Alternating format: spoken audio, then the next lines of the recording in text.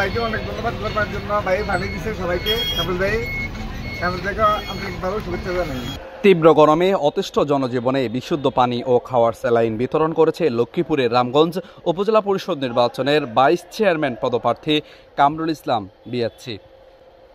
বীর মুক্তিযোদ্ধা আলী আকবর চেয়ারম্যানের সুযোগ্য সন্তান সাবেক রামগঞ্জ সরকারি কলেজ ছাত্রলীগের সভাপতি ও যুবলীগ নেতা কামরুল হাসান বিএসসি এই ব্যতিক্রমী উদ্যোগ গ্রহণ করেছেন।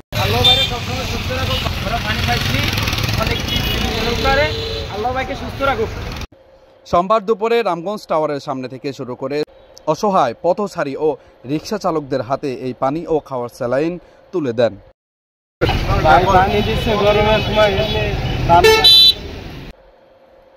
এ সময় বিতরণকালে ভাইস চেয়ারম্যান প্রার্থী কামরুল হাসান বিএসসি বলেন, তীব্র গরমে অসহায় মানুষের কষ্ট নিরসনে আমি এই উদ্যোগ গ্রহণ করেছি। আমি মনে করি অসহায় মানুষগুলোর পাশে থাকলে আল্লাহ তাআলা আমার পাশে থাকবে।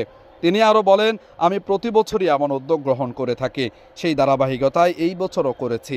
আমি সকলের কাছে দোয়া চাই, ভালোবাসা চাই।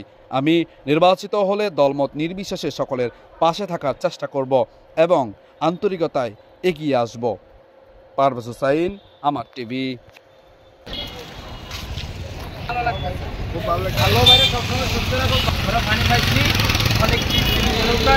আল্লাহ ভাইকে সুস্থ রাখুক।